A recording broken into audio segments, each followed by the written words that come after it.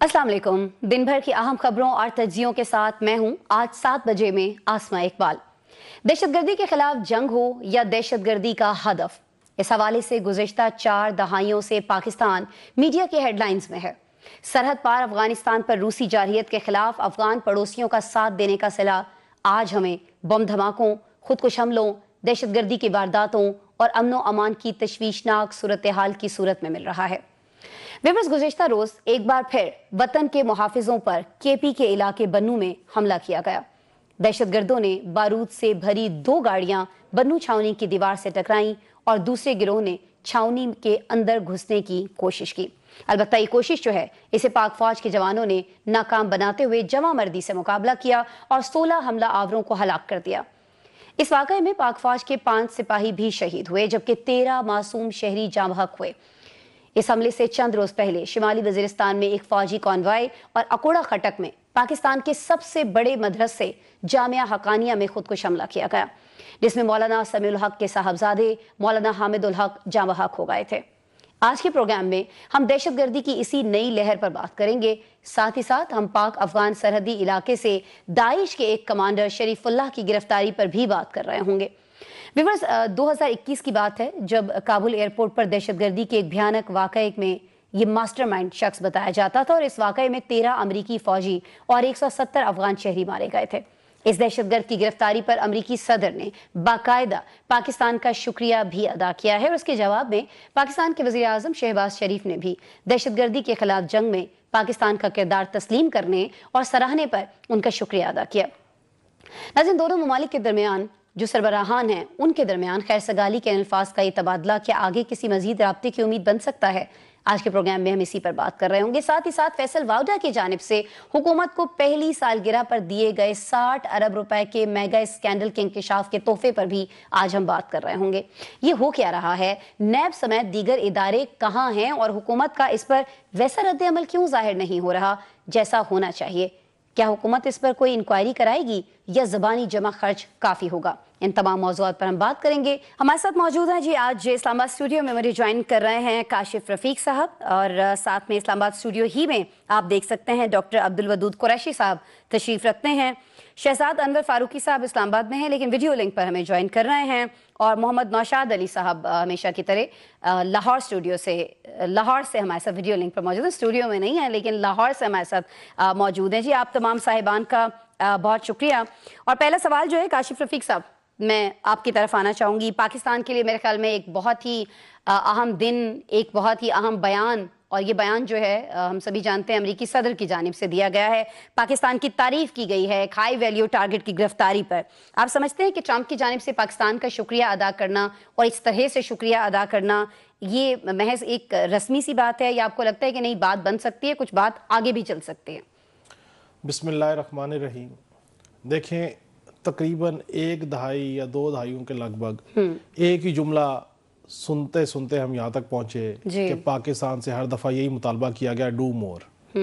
ये पहली दफ़ा ऐसा हुआ है कि ट्रंप साहब की जानिब से डू मोर से निकल के थैंक यू पाकिस्तान की बात हुई है। बिल्कुल। और ये थैंक यू पाकिस्तान तक आने के लिए जितनी स्ट्रगल, जितनी कुर्बानियाँ पाक फौज ने दी, पाकिस्तान की आवाम ने दी, पाकिस्तान की हुक्मरानों ने दी, मैं समझता हूँ सारे के सारे लोग अप्रिशिएटेबल है क्योंकि हमारे बहुत बड़ी तादाद एक जवानों की वो शहीद हुई, हमारी इकॉनमी कोलैप्स हुई, 80,000 से ज़ायद जाने और हमारी इकॉनमी के ऊपर स्ट्रेस आया। और उसके बाद फिर उन अफगानियों ने, उन अफगानिस्तान ने जिसको हमने 2-3 दहाइयों के करीब यहाँ पे रखा अपने पास, उनकी मेहमान नवाजी की, आज जब उनको उनके मुल्क में वापस भेज रहे हैं तो वो पलट के हमारे ऊपर वार पे वार कर रहे हैं, हमारी स्ट्रेटेजिक पोजीशन पे वार कर रहे हैं और वहाँ से हमला करते हैं, यहाँ छुपते हैं, यहाँ पे हमला करते हैं, वहाँ छुपते हैं।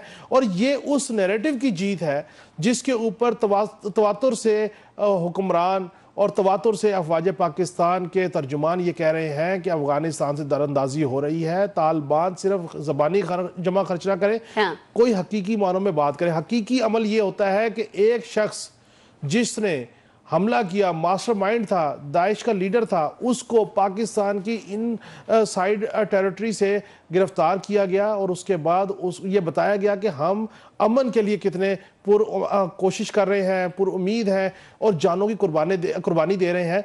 और मज़ीद इसमें तक़वियत आएगी उस वक़्त जिस वक़्त पाकिस्तान में सियासी इस्तेहकाम जो है वो बेहतर होना शुरू हो जाएगा और बिलखसूस खैबर पख्तूनख्वा की हुकूमत जो है वो भी इसके ऊपर कोई प्रैक्टिकल अमल दरामद करे, सिवाय इसके कि एक ज़ुबानी जमा खर्च हो और सिर्फ पॉइंट स्कोरिंग हो या सिर्फ सियासी मामलात हो। जब तक अवाम और अफवाज पाकिस्तान और हुक्मरान एक पेज पे नहीं होंगे उस वक्त तक सॉलिड तरीके से अमन कायम नहीं हो सकता। मैं ये समझता हूँ कि आज ये ट्रंप की जानिब से थैंक यू पाकिस्तान का कहना ये सफारतकारी की भी जीत है। ये वो शहीद जो हो गए जिनका लहू इस पाकिस्तान की धरती के लिए कुर्बान हुआ, उनका नुकसान तो हम पूरा नहीं कर सकते, लेकिन मैं ये समझता हूँ कि कम से कम ये जरूर हुआ कि डू मोर से निकल के थैंक यू के लफ्ज सुनने को तो मिले कम से कम। ठीक है, डू मोर से निकलकर थैंक यू के अल्फाज जो हैं वो पाकिस्तान के लिए कहे जा रहे हैं, जो कि यकीनन पाकिस्तान की उन कुर्बानियों को का इतराफ है। इनफैक्ट नौशाद साहब, जो पाकिस्तान की पाक अफवाज की जानिब से दी गई हैं, जो पाकिस्तान के मासूम शहरियों की जानिब से दी गई हैं, और आज जिस तरह से ये हाई वैल्यू टारगेट को हवाले करने के बाद जिस तरह से ट्रंप की तरफ से बयान आया है, मेरे ख्याल में इसमें हम सबको एक खुशी का लफ्ज़ तो नहीं मेरे ख्याल में इस्तेमाल करना चाहिए, लेकिन एक इत्मीनान ज़रूर हमें हुआ है कि ओके फाइन, कहीं तो हमारी कुर्बानियों का इतराफ़ किया गया। नौशाद साहब। बिस्मिल्लाहिर्रहमानिर्रहीम। देखिए, यकीनन ये जो डू मोर से थैंक यू का सफर है ये बड़ा कठिन भी था और इसकी बहुत भारी कीमत अदा की है पाकिस्तान ने जी। लेकिन इसमें जो मैं इस सारी गुफ्तगू के अंदर जो आप कहते हैं इत्मीनान का मामला है, यकीनन कहा जा सकता है कि किसी हद तक इत्मीनान पाकिस्तान को जरूर हासिल होगा और इसके फवायद भी पाकिस्तान को मिलेंगे। ये अंडरस्टूड बात है, क्योंकि जब आप बहुत किसी जो सुपर पावर को जब कोई हाई वैल्यू टारगेट पकड़ कर देते हैं, वो इसको बहुत वैल्यू करते हैं इस बात को कि उनके इतने फौजियों का जो बंदा मुलविस था उसको आपने पकड़ कर दिया। लेकिन फौजी थे बिल्कुल।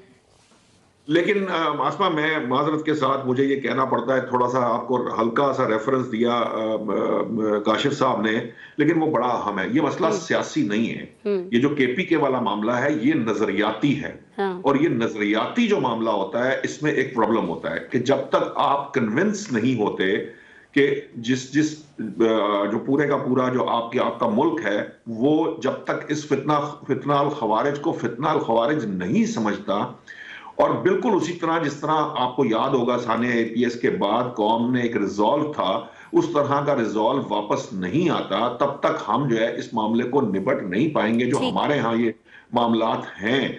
इसके लिए जरूरी है कि उन लोगों को जो तालिबान की हिमायत में या सॉफ्टनेस रखते हैं या उनसे बातचीत की बात करते हैं, उनको ये बात समझाई जाए कि ये जो लोग हैं इनका ना कोई मजहब है ना ही इनका कोई दीन है। नौशाद साहब, आप केपी हुकूमत की बात कर रहे हैं, क्योंकि वजीर आला केपी को हमने देखा है कि जिस तरह से बन्नू वाकई की मजम्मत की जानी चाहिए थी उस तरह के अल्फाज नहीं थे। इनफैक्ट वो तो एक तरह से कह लें कि नमक पाशी कर रहे थे, हुकूमत पर इल्जाम तराशी कर रहे थे कि वफाक जो है जी वो तवज्जो नहीं दे रहा, वो हम पर केसेस बनाने में लगा है। इस तरह के वाकयात के बाद भी सर इतना अफसोसनाक बयान। आप देखिए कितनी खूबसूरती से जो उमर अयूब साहब हैं वो केपीके में जो वाकयात हो रहे हैं वो उनकी नजर में नहीं आ रहे, उसकी तरफ वो बात भी नहीं कर रहे। वो बलोचिस्तान वालों को बता रहे हैं कि वहां पे दहशतगर्दी हो रही है, बलोचिस्तान के हालात बड़े खराब है। शिबली फराज को याद आ रहा है केपीके में जो कुछ हो रहा है, ये पिछले चंद दिनों में जो कुछ हुआ है वो उन्हें याद नहीं आ रहा। उसकी वजह क्या है? उसकी सिर्फ वजह यह है कि वहां पे जो सॉफ्ट कॉर्नर मौजूद है, वहां पे जो हमदर्दी मौजूद है, उस हमदर्दी और सॉफ्ट कॉर्नर को खत्म करना पड़ेगा और खत्म करके हमें एक बिल्कुल स्ट्रेट लाइन ड्रॉ करनी पड़ेगी कि जो है ये दहशतगर्द जो है वो उनके साथ। ठीक हो गया नौशाद साहब, ठीक हो गया। मैं शहजाद साहब आपकी तरफ आना चाहूंगी। जनवरी के महीने में इस रमा साल की मैं बात कर रही हूँ, दहशतगर्दी के 74 वाकयात होते हैं। फरवरी के महीने में 79 वाकयात होते हैं और अभी मार्च के इन 5 गुज़श्ता दिनों में 5 खुदकुश हमले होते हैं पाकिस्तान के ऊपर। यानी पाकिस्तान जो है वो दहशतगर्दी के खिलाफ जंग में एक बहुत बड़ी कीमत चुका रहा है। तो आपको लगता है कि इस एक बहुत बड़ी कीमत के जवाब में ये 2 अल्फाज जो हैं थैंक यू, ये दोनों अल्फाज इनफ हैं, ये काफ़ी हैं? क्योंकि हमने जिस तरह से काशिफ साहब ने कहा कि हमारा माशी तौर पर भी बड़ा नुकसान हुआ है, जानी नुकसान तो हुआ ही है, हमारे अफवाज का, हमारे शहरियों का, हमारे मासूम बच्चों का, तो क्या ये अल्फाज आपको लगता है काफी है या इससे अब हमें डू मोर का मुतालिबा करना चाहिए अमेरिका से? बिस्मिल्लाहिर्रहमानिर्रहीम, बहुत शुक्रिया आसमा, आपने और बाकी मेरे जो दोस्तों ने बात की है। ये मामला इससे कहीं ज्यादा मैं समझता हूँ कि संजीदा नौइयत का है जितना बज़ाहिर ये देखने में लगता है। उसकी वजह ये है कि अगर ये जो हमारी मुआशरती फॉल्ट लाइंस हैं इनको आइडेंटिफाई कर लिया गया है तो उनको एड्रेस क्यों नहीं किया गया? और अगर आइडेंटिफाई करने में अभी मसला है और हम इस पे भी पॉलिटिक्स खेल रहे हैं तो इससे ज्यादा बदकिस्मती की बात हो नहीं सकती। ये जो जाने जाया हो रही हैं, ये जो दहशतगर्दी के खिलाफ पाकिस्तान की जंग है जिसमें अफवाज पाकिस्तान का एक बड़ा हिस्सा है और हमारे अफसरों और जवानों ने, मैं समझता हूँ बिलखुसूस जवानों ने इसके हवाले से जो अपना लहू पाकिस्तान की और पाकिस्तानियों की हिफाजत के लिए जो है इस मट्टी में उनका शामिल हुआ है, उन कुर्बानियों को नजरअंदाज करते हुए अगर हम इस पे पॉलिटिक्स खेलें और ये कहें कि ये वफाक ने करना था, ये सूबे ने करना था, ये फलां ने करना था, तो इससे ज्यादा बदकिस्मती की बात किसी मुल्क के लिए हो नहीं सकती। मुझे जो इस सारी जो आज जिस सेगमेंट में हम बात कर रहे हैं इसमें मुझे जो सबसे अच्छी बात लगी वो ये थी कि एक तो ये जो डू मोर से थैंक यू पाकिस्तान का सफर तय हुआ, दूसरा ये था कि यहाँ पे कुछ लोग एक तासर देने की कोशिश कर रहे थे कि शायद अमेरिका और सदर ट्रंप जो है वो पाकिस्तानी एस्टेब्लिशमेंट को डांट पिलाएगा, वो ये करेगा, वो दबाव बढ़ाएगा। तो ये तो बिल्कुल अब उसके बरक्स हो गया ये काम कि जो लोग ये प्रोपेगेंडा करने की कोशिश कर रहे थे कि शायद इस तरह की कोई पाबंदी पाकिस्तान पे लग जाएगी, पाकिस्तान के लोगों पे लग जाएगी, तो वो सारी चीजें तो कहीं दबड़दूस हो गई हैं, उनका तो कहीं वजूद ही नहीं रहा। तो ये हम ये समझ रहे हैं, जाहिर है कि आप पीटीआई की बात कर रहे हैं, जिस तरह से कांग्रेस के अरकान से मीटिंग्स की जा रही थी, सारी सिचुएशन मनगढ़ंत सिचुएशन बताने की कोशिश की जा रही थी, तो हम फिर शहजाद साहब ये कह सकते हैं कि उनकी उम्मीदों पे पानी फिर गया। आसमा, एक फिक्रा मैं कहना चाहूंगा, इससे हमें ये सीखना चाहिए कि अगर वहां के लोगों का जो दबाव था, जो पहले कांग्रेसमैन और सेनेटर से खतूत और करारदादें और सारा कुछ, लेकिन जब प्रैक्टिकल टाइम आया तो उन्होंने अपने लोगों के जो जान लेने वाला आदमी था जिसने 13 अमेरिकियों को मारा था, उनके हवाले से उन्होंने शुक्रिया अदा किया है। वो बाकी सियासत सब पीछे रह गई। तो क्या पाकिस्तानी ऐसा नहीं कर सकते कि सियासत को पीछे छोड़ दे, पाकिस्तान और पाकिस्तानियत को आगे? यही सवाल जो है मैं डॉक्टर साहब आपके सामने रखूंगी। मुझे कुरैशी साहब ये बता दीजिएगा कि अगर अमेरिकी सदर इन कोशिशों का एतराफ कर सकते हैं, पाकिस्तान को थैंक यू बोल सकते हैं, तो क्यों ऐसा नहीं हो सकता कि हमारे तमाम जो बड़े सियासी रहनुमा हैं मुख्तलिफ सियासी जमातों के, वो मिलकर अफवाज पाकिस्तान को थैंक यू बोलें? 80,000 से जायद जाने वदूद साहब हम लोगों ने गंवाई हैं और हम जो है इसी फौज को क्रिटिसाइज करने में लगे रहते हैं। बहुत शुक्रिया आसमा इकबाल साहब। देखें, अफवाज पाकिस्तान की कुर्बानियों से जो आदमी इनकार करता है, इसका मतलब पाकिस्तान की सालमियत से इनकार करता है। वो मुसल्ला होकर जहाँ सुबह सरहद में काबज़ हो गए थे, सवात में काबज़ हो गए थे, मारगला की पहाड़ियों तक पहुँच गए थे। ऐसा ही है। वहाँ हमारे फ़ौज की जवानों की कुर्बानियाँ बजा तारीफ़ करनी चाहिए और उन्हें शहादत का रुतबा नसीब हुआ है। इसी तरह हमारे सिविलियन बच्चे हैं, औरतें हैं, बूढ़े हैं और उनके सरदार थे, उनको भी उन लोगों ने मारा। ये सच्ची बात है कि दिल खून की आंसू होता है। अब दोबारा ये क्लियर चाहिए। लेकिन जो इस फर्द के बारे में बात है कि आया ट्रंप ने कह दिया शुक्रिया, तो इसका मतलब मुख्तलिफ नहीं लेना चाहिए। परवेज मुशर्रफ ने 4000 आदमी दिए, लेकिन जब परवेज मुशर्रफ इक़्तिदार से गया, बीमार हुआ, अमेरिका का वीज़ा तक नहीं दिया। ये लोग, ये मुल्क अपने मफादात, हमें इस आदमी को पाकिस्तान में ट्राई करना चाहिए था, मुकदमा चलाते, हमारे यहाँ जितने जराइम हैं वो लोगों के सामने लाते, सज़ा देने के बाद अमेरिका के हवाले करते। ये काम अगर हम करते तो ज़्यादा बेहतर होता। ट्राई करते, लोगों के सामने नज़र आता कि हमारे ख़िलाफ़ जो जराइम उसने किया, हमने उसकी सज़ा देने के बाद अमेरिका के हवाले कर, ये ज़्यादा खुशकुन होता। जहाँ तक है वो अपने मफादात के होते हैं, एक आप काम करें, वो कहते हैं बहुत अच्छी बात है, जब उनके मफादात आते हैं तो सारी चीज़ें जो है वो रगेद देते हैं, उसको याद ही नहीं करते।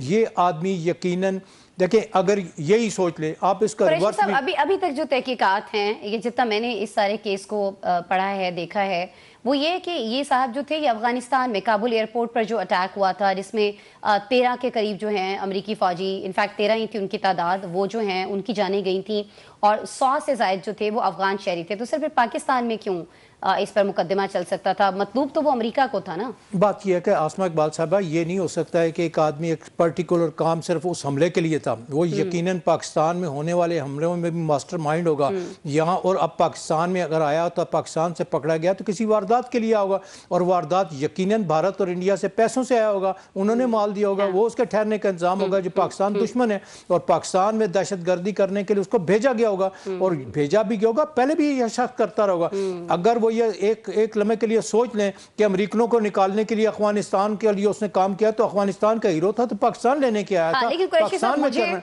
मुझे इस बात का यकीन है, और आई थिंक कि बाकी पैनलिस्ट भी इससे एग्री करेंगे कि जब इसको अरेस्ट किया गया होगा, पकड़ा गया होगा हमारे पाक फौज की जानिब से, तो इससे यकीनन जो बेसिक मालूमात निकलवाना होगी, वो यहाँ पर क्यों मौजूद था, क्या मकासद थे, यहाँ किसी अटैक में था नहीं था, उसके बाद ही उसको अमेरिका के हवाले किया गया होगा। एंड अमेरिकी सदर तो कह रहे हैं कि अब उसको हम इबरत का निशान बनाएंगे, उसको सजा देंगे। और जाहिर है कि किसी भी दहशतगर्द के लिए अगर वो पाकिस्तान में हम कर रहे होते या अमेरिका कर रहा होता तो सजा तो उसकी यही बनती है। लेकिन हमने नो डाउट बहुत सारी कुर्बानियाँ दी हैं, और उन कुर्बानियों का इतराफ़ नाज़रीन किया जा रहा है सदर ट्रंप की जानिब से, तो ये पाकिस्तान के लिए एक बहुत बड़ी बात है और इसको बहुत खुशाइन भी करार दिया जा रहा है। इससे यकीनन जो हौसले हैं उन फैमिलीज़ के जिन्होंने अपने प्यारों को गंवाया है वो भी बढ़ते हैं, और हौसले बढ़ते हैं उन नौजवानों के, उन जवान फ़ौजियों के जो हमारी आपकी इस वक्त हिफाजत के लिए बॉर्डर्स पर मौजूद है, मुख्तलिफ महाजों पर लड़ाई लड़ रहे हैं।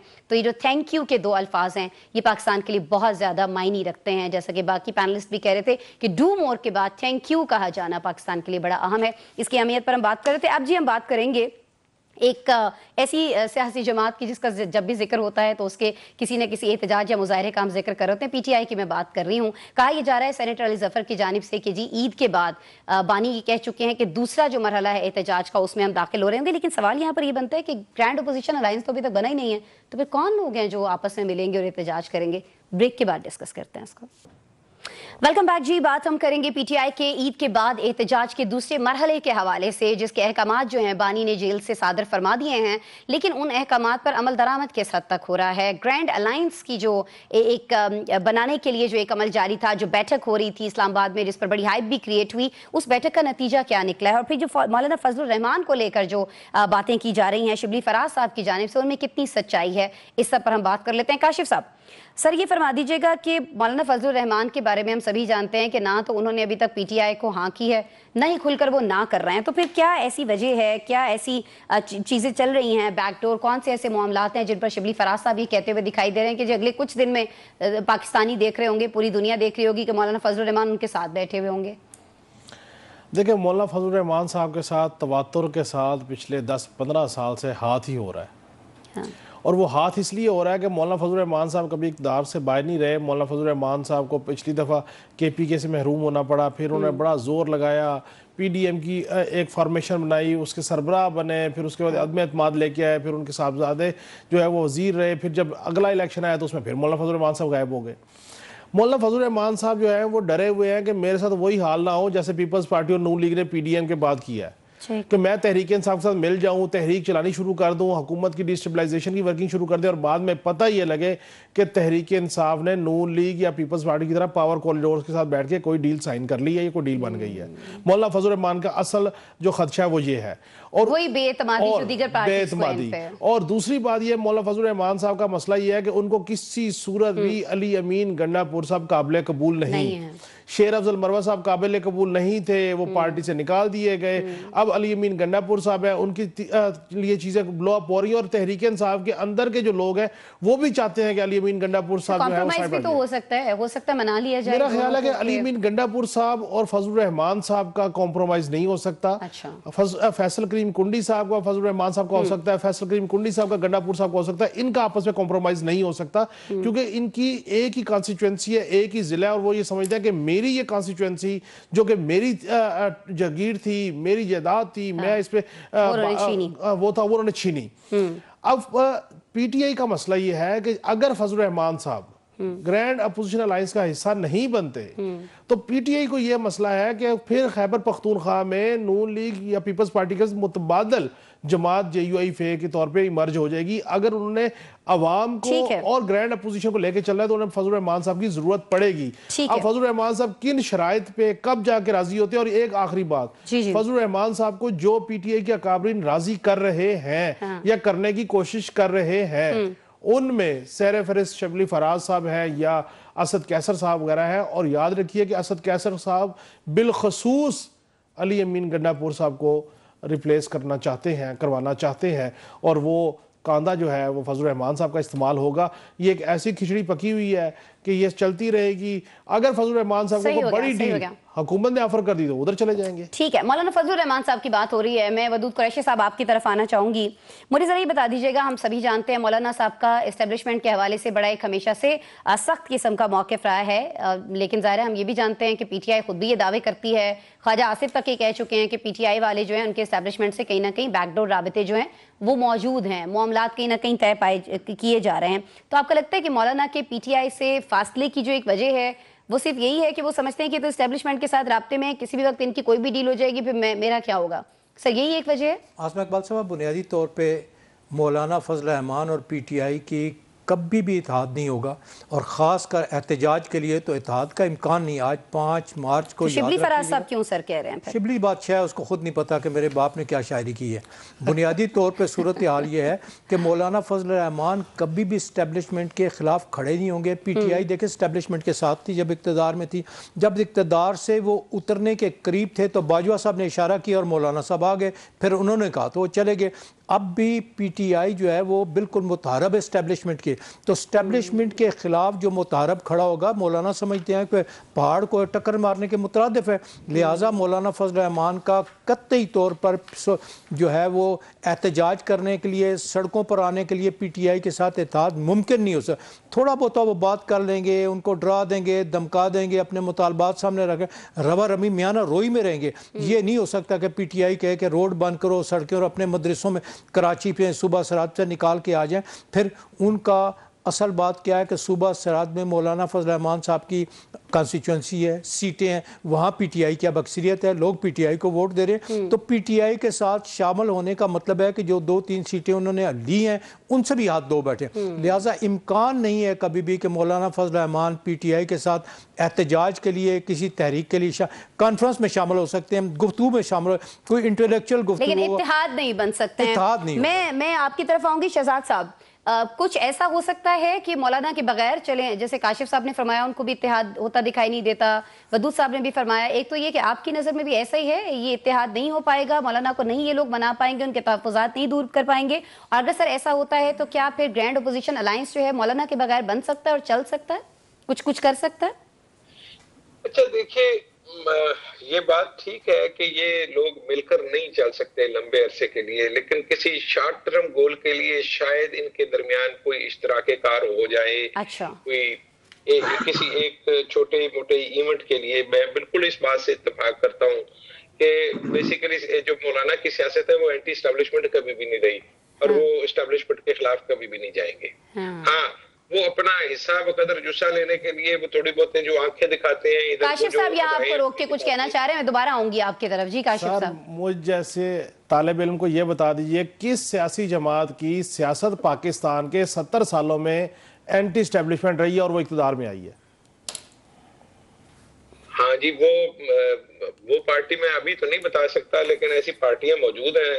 क्योंकि आपने अचानक से एक सवाल कर दिया है तो मैं इसका जवाब देने से कासिर हूँ। लेकिन पीटीआई पुरानी जो थी, सर आप अचानक से जवाब दे दीजिए अचानक सवाल का। पार्टी का नहीं, फर्द का नाम लेके कि पार्टी तो थी एस्टेब्लिशमेंट की, लेकिन मोहम्मद खान जुनैद जो फर्द जो है वो खिलाफ आ गया था।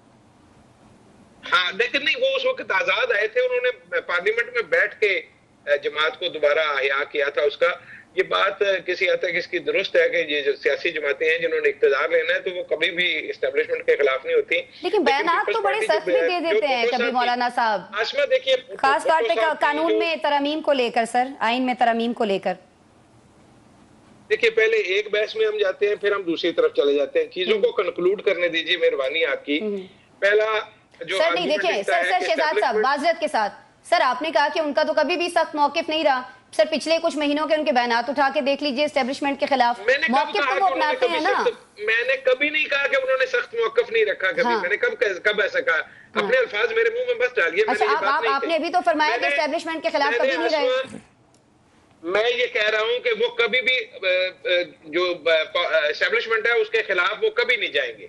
मैंने ये अल्फाज इस्तेमाल किए, अभी आप इसको निकाल के रिपीट करके दोबारा देख लीजिए। जो मैंने कहा है मैं अपने अल्फाज पे कायम हूँ। ठीक है, अब गुजारिश मेरी समझ लीजिए और सुन लीजिए कि यहाँ पर सियासी जमातें इक्तदार में आने के लिए सियासत किया करती हैं, उसके लिए एस्टेब्लिशमेंट की सीढ़ी उनको हर सूरत दरकार होती है।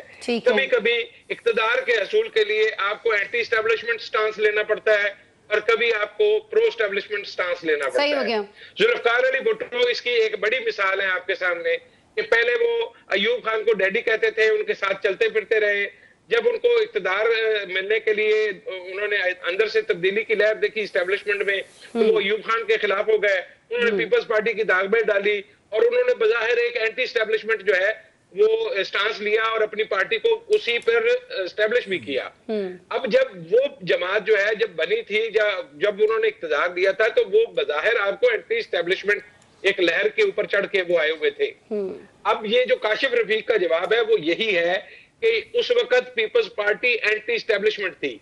जो अपना बात की है हमारे वदूद कुरैशी साहब ने, वो 200% से ठीक है कि वो एक कमजोर आदमी, जो फिजिकली एक कमजोर वजीर आजम था पाकिस्तान का, जिसके पीछे कोई 2/3 अक्सरियत भी नहीं थी, उसने उस वक्त के डिक्टेटर ठीक हो गया शहजाद साहब ठीक हो गया। शहजाद साहब एक जुमला बोल देते हैं कि मज़ामत होगी तो मफामत होगी, इस फार्मूले पे सारी सियासी जमातें काम कर रही हैं। ठीक है, लेकिन शहजाद साहब मेरे ख्याल में अब मेरी तस्दीक कीजिएगा अगर मैं गलत हूँ, आप ये कहना चाह रहे हैं कि ठीक है वो एंटी एस्टेब्लिशमेंट अगर कोई बयान दे देते हैं तो इसका हरगिज मतलब ही नहीं है कि वो एस्टेब्लिशमेंट के खिलाफ जा सकते हैं या उसके खिलाफ जाना चाहिए। आपने बिल्कुल ठीक समझा। चलो, जबरदस्त हो गया। मैं नौशाद साहब आपकी तरफ आना चाहूंगी और मेरे ख्याल में आप अपने अल्फाज बोलिएगा, वरना फिर मैं तो मेरे चाह रही हूँ आपसे सवाल भी ना करूँ, ये ना आप मेरे सवाल को ही कह दें मैं आपके मुंह में अल्फाज डाल रही हूँ।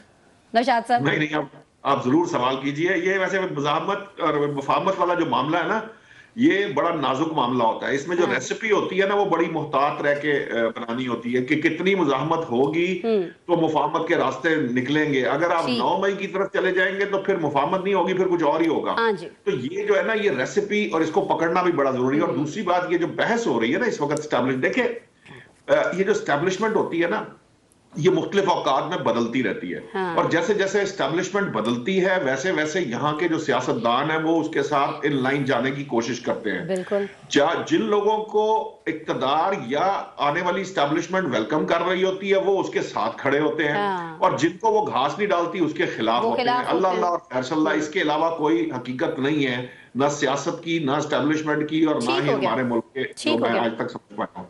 अब मामला ये है कि ये बात जरूर दुरुस्त है, ये जो ग्रैंड अलायंस की बात कर रहे हैं और मौलाना साहब की बात कर रहे हैं, मैं तो अब मुझे तो कल ये खबर नहीं है, ये पहले बता दूं, ये मेरा तज्जिया है।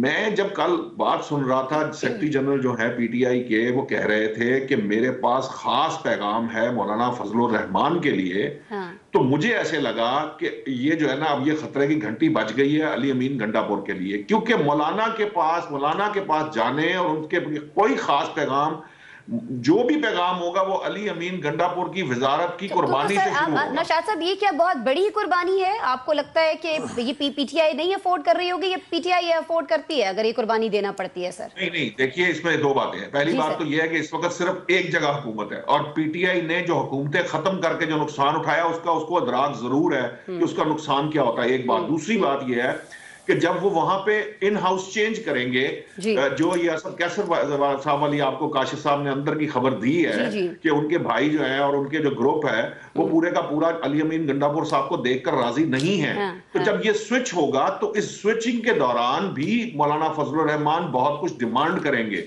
और वो अपने लिए वो एक्सेस डिमांड करेंगे जो उनके हाथ से निकल चुकी है। तो उसमें भी जो तब्दीली होगी वो पीटीआई के लिए, पीटीआई केपी के लिए बहुत नुकसानदेह हो सकती है आने वाले वक्त के अंदर। ये बिल्कुल उसी तरह जिस तरह पीपल्स पार्टी चाहती है कि पंजाब में इनरोड्स मिले, लेकिन उनको बतौर सियासतदान वो एक खास हद से आगे जो है वो उनको ठीक है। यानी पीटीआई के लिए ये एक बड़ा वो हम कह सकते हैं कि टफ टाइम है कि जिसमें उसको डिसाइड करना है, लेकिन बहुत सारे नुकसानात इसके क्या हो सकते हैं, फवाइद क्या हो सकते हैं, उनको भी इसको जहन में रखना है और ईद के बाद उनको सेकंड जो दूसरा मरहला जो है एहतजाज का वो भी शुरू करना है। अच्छा जी, इस पर तो हम बात कर चुके हैं। कल आप जानते हैं कि हुकूमत के 1 साल मुकम्मल हुआ था, हुकूमत की पहली सालगिरह थी। ऐसे कैसे हो सकता है कि किसी की सालगिरह हो तो उसको कोई तोहफे तहाइफ ना मिले? कल हुकूमत को एक बड़ा तोहफा मिला है। वज़ीर आज़म साहब जब कल खिताब कर रहे थे वफाकी काबीना के खुसूसी इजलास में, तो उन्होंने कहा कि जी हमें अपोजिशन की तरफ से कोई इस तरह की हमारी करप्शन जो है वो अपोजिशन नहीं पकड़ सकी, लेकिन एक सेनेटर साहब हैं फैसल वाउडा साहब, उन्होंने एक करप्शन पकड़ी, उस करप्शन पर रोका भी। पाकिस्तान की मईशत के लिए बहुत बड़ा एक वो जो नुकसान होने जा रहा था उसको उन्होंने रोका है। क्या तोहफा था ये, क्या नुकसान था, एक ब्रेक के बाद बात करता। वेलकम बैक जी। हुकूमत की पहली सालगिरह पर फैसल वाउडा के 60 अरब के स्कैंडल के तोहफे पर आज हम बात करने जा रहे हैं। काशिफ साहब, फैसल वाउडा साहब ने अभी जो वो जुलाई की डेट बताते हैं और वो कहते हैं कि वजारत यही थी, वजीर भी मौजूदा हुकूमत का था, वजीर आजम भी यही थे, तब ये सारी चीज़ हुई है। तो क्या समझा जाए, क्योंकि हुकूमत का कोई इस तरह का रिएक्शन भी नहीं आया कल से जब ये खबर जो है गर्दिश कर रही है और सारे बयानात चल रहे हैं। जिस तरह का रिएक्शन एक हुकूमत का होना चाहिए कि फौरी तौर पर एक इंक्वायरी कमेटी बना दी जाती या कुछ और इस पर स्टेप्स लिए जाते, तो कहीं ना कहीं लगता है गड़बड़ है हुकूमत की तरफ से भी। सर, आपने कहा कि जुलाई के महीने में उन्होंने कहा कि ये सारी वर्किंग हुई है। जी जी, 6 जुलाई से 6 जुलाई और आज हम बैठे हुए हैं मार्च में, 5 मार्च। तो मैं फैसल वाउडा साहब को शायद अब जाके किसी ने कहा होगा, को 2-4 दिन पहले कागज़ किसी ने दिए होंगे कि फैसल वाउडा साहब अब बात करने का मौका आ गया है, अब आप बात कीजिए। अगर ये इतने इनको इल्म था, में ही ना हो पहले, वो कहते जी मुझे पता था, मैंने रोकने की कोशिश की, मैंने करने की कोशिश की, तो फिर आप 6 जुलाई के 6 अगस्त 6 सितंबर 6 अक्टूबर कर देते बीच में। देखिए फैसल वाउडा साहब का मसला ये है कि फैसल वाउडा साहब चूँकि बड़ी पावरफुल जगह के साथ हुक है, उनके पास चीज़ें आ जाती हैं, फिर वो चीज़ मीडिया में इन रहना चाहते हैं, हर चीज़ है। और मैं ये समझता हूँ कि अगर ये 60 अरब का नुकसान हुआ, इस पे करप्शन का मामला हुआ, इस पे इंक्वायरी की बात करना मैं इसलिए मुनासिब नहीं समझता कि इंक्वायरी करके क्या हो जाना है। नुकसान तो रोक लिया वैसे भी उन्होंने, लेकिन नुकसान की बात ही नहीं है जी। यहाँ पे जो नुकसान हुए उनकी इंक्वायरीज का आउटकम क्या आया? आपको याद होगा निगरान हुकूमत में गंदम स्कैंडल आया था, ये शोर मचा था। उस वक्त के वजीर आजम जो थे अनवार काकड़ साहब, फिर जनाब वजीर आला थे मोहसिन नकवी साहब, फिर वो सारे मिल गए, फिर आज पावर कॉरिडोर पे बैठे हुए हैं। वो कहाँ गई वो गंदम की इंक्वायरी? कहाँ गए वो अरबों खरबों रुपए के नुकसान, अवाम को जो चूना लगाया था? यहाँ इंक्वायरियां शिंक्वायरियां कोई चीज नहीं, यहाँ सिर्फ एक ही मुद्दा है हुकूमत का कि हमने अपोजिशन को क्रश कैसे करना है। ठीक, हमने तहरीक इंसाफ और पावर कॉरिडोर की अगर कहीं पे कोई पिंगे बढ़ रही हैं तो वो काटनी कैसे है कि हमारे इक़्तिदार को तूल मिले, और हमने अपनी काबीना के साइज में इजाफा कैसे करना है, और लोगों की हम के लिए हमने महंगाई के अखराजात की बातें कैसे करनी है। शहजाद साहब, काशिफ साहब ये समझते हैं कि इस पे कोई इंक्वायरी ज़ाहिर है कि उस तरह से नहीं होगी, अगर होगी भी तो उसको सीरियस नहीं लिया जाएगा, क्योंकि उनका ख्याल ये है कि इससे पहले इससे भी बड़े बड़े स्कैंडल सामने आ चुके हैं, लेकिन कोई भी इसकी तहकीकात के लिए उतना सीरियस नहीं है जितना सीरियस होना चाहिए। तो सर फिर हम ये समझें कि वो लोग खुद ही कहीं ना कहीं मुलव्वस होते हैं, इसलिए नहीं कराते इंक्वायरी के चलो ठीक है चलने दें जैसे चल रहा है। नहीं, देखिए ये जो आपको लगता है कि कितना सीरियस होने की जरूरत है, इसके लिए कोई आपको कोई फीता कोई पैमाना होगा कि 5% होना चाहिए सीरियस, 95% सीरियस होना चाहिए? सीरियसनेस नजर आनी चाहिए ना। आप इंक्वायरी कमेटी बना दें, कल से उनका बयान चल रहा है अभी तक हुकूमत की तरफ से, आप मुझे बता दीजिए कि क्या ऐसा बड़ा बयान सामने आया जिससे हमें पता चले कि they are taking it seriously, they are least bothered. Sir ji sir, वो है खिलते हैं गुलियां खिल के बिखरने को। तो यहाँ पे स्कैंडल बनते हैं सिर्फ रिकॉर्ड में रखे जाने के लिए। आप मुझे बताइए, कभी किसी को मंतकी अंजाम तक ये जो चूना है, मेरे ख्याल में तो इतना चूना पूरी दुनिया में नहीं है जितना चूना हमने मुल्क कौम को लगा दिया है। तो ये चूना हम हर वक्त करते रहते हैं, ये चूने वाली बात खत्म हो गई है। ये बात सिर्फ इतनी है कि हमने फाइलें बनानी होती हैं और वक्त जरूरत काम में लानी होती हैं। अभी मैं आपको बता रहा हूँ, अगर आपने सिंध में वो अगर नई नहरें निकालने की सिंध ने मुखालफत की, उसके बाद सिंध के हवाले से आपको ऐसी ऐसी खबरें सुनने को मिलेंगी कि आपकी रूह कांप जाएगी और आप कहेंगी कि पता नहीं चूना लग गया या पेंट लग गया या कोई पता नहीं वो जो वेदर शील्ड है वो लग गई। लेकिन ये सारा कुछ चलता रहेगा, ये सब नूरा कुश्ती है, ये कोई कौमी खजाना नहीं है। आपके ख्याल में ये वो लोग हैं कि जो अपना जाती काम करने के लिए चिराग में तेल अपनी जाती जेब से डलवाएंगे? मुझे सिर्फ इतना बता दें कि ये जो इनके पेट्रोल हैं, इनके सफर हैं, इनके मजे हैं। अभी चेयरमैन सेनेट जो गए हैं बरतानिया में, वो बेसिकली एक सरकारी दौरा बना के गए हैं। वहां पे उन्होंने बेसिकली अपने नवासे की ग्रेजुएशन की तकरीब में शिरकत करनी थी। मुझे ये बताइए कि इस तरह हम कौन सा मुल्क कौम, कौन सा ये खजाना, वो खुदा का खौफ कर लें। सिर्फ सर आप कहानियों दोनों की कहानियां। बातें सुन के तो बड़ी हम में तो बड़ी एक वो थी एक्साइटमेंट थी कि जी एक इतना बड़ा स्कैंडल पकड़ा गया, मुल्क का इतना बड़ा नुकसान होने जा रहा था। अभी भी उनके पास बहुत सारे कागजात हैं, 2018 से पहले 14,000 एकड़ जमीन थी, 35,000 एकड़ रह गई है, इस बारे में भी बड़े सारे सबूत हैं। तो हमें लगा था पता नहीं क्या हो जाएगा और पता नहीं कितना एक पाकिस्तान फिक्रा, का फायदा हो जाएगा। आपकी बातों से तो बड़ी मायूसी हुई सर, दोनों की बात सुन के कुछ नहीं हो रहा। एक फिक्रा कहना चाहूंगा जी सर। कि वो जो जिन लोगों ने अपने घरों में, अभी तो पेंट होते हैं, पहले कली होती थी, कलई, वो बिल्कुल। चूना ला के ना तो रात भर उसको ड्रम में भिगोया जाता था। हाँ। वो पूरी रात डूबा रहता था। तो ये चूना जो है हम बेसिकली भिगो के रख देते हैं, कली अगले दिन करनी होती है, चूना नहीं लगाना मकसूद होता था। नौशाद साहब आप बहुत मुस्कुरा रहे हैं शहजाद साहब की बातों पे। मैं इसलिए मुस्कुरा रहा हूं कि मैं जब बोलना शुरू करूंगा तो आपके कलई की बात हो रही है तो कलई तो खुल गई सर, शहजाद साहब मान ही नहीं रहे, वो कह रहे हैं भिगोई हुई है। उम्मीदों पे मजीद जो है ना वो ओस पड़ जाएगी। उसकी वजह यह है कि आपको याद होगा एक जमाना था, एक डॉक्टर आसिम हुआ करते थे कराची के, जी जी जी जी, उनके बारे में खबर आई 700 अरब रुपए की करप्शन पकड़ी। आप 60 अरब करोड़ ही ना 60, वो 700 बिलियन की करप्शन की बात है। मैं तो एक दफा वो मुझे भूलती ही नहीं है वो बात। और उसके बाद वैसे माजरत मैं आपको टोक रही हूँ, यहाँ भी फैसल वाउडा साहब कह रहे हैं कि 1500 अरब की करप्शन है असल में यहाँ पे। हाँ, अब वो 1500, अब वो मैं बताने लगा था कि जब उनके ऊपर जो उनके चालान जमा हुआ ना, वो चंद लाख रुपए का था। तो मामला ये है, ये शायद चंद करोड़ का था, पता नहीं, वो भी किसी खाते में नहीं आया। तो ये जो बात है ना, ये जो कली है ना, ये तो उन्होंने सिर्फ ये कहा है कि भिगो के रख देते हैं। ना सिर्फ हम भिगो के रख लेते हैं, बल्कि ऐसे टेम्परेचर पे रखते हैं कि अगर हमें 2 साल बाद, 3 साल बाद, 5 साल बाद, 10 साल बाद, 30 साल बाद जरूरत पड़े तो हम वो कलई निकाल के तो फेरना शुरू कर देते हैं। ये जो मामला है, ये बात दुरुस्त है कि ये जो है ना, ये फाइलें बनाने वाला काम है। और दूसरी बात ये है कि क्या सोर्सेज हैं। मैंने जी 8 महीने लगाए इसको इकट्ठा करने में, ये करने का। मुझे पता है, ये अभी आपको काशिफ साहब ने बता दिया, इस पाकिस्तान के बच्चे को पता है कि किन के सोर्सेज जो है वो इस्तेमाल करते हैं और वो किन के बंदे हैं। उन्होंने फाइल हाथ में पकड़ी, 8 सेकंड में व्हाट्सएप पे आई होगी। ये जो भी फाइल है 8 सेकंड में व्हाट्सएप पे आई होगी।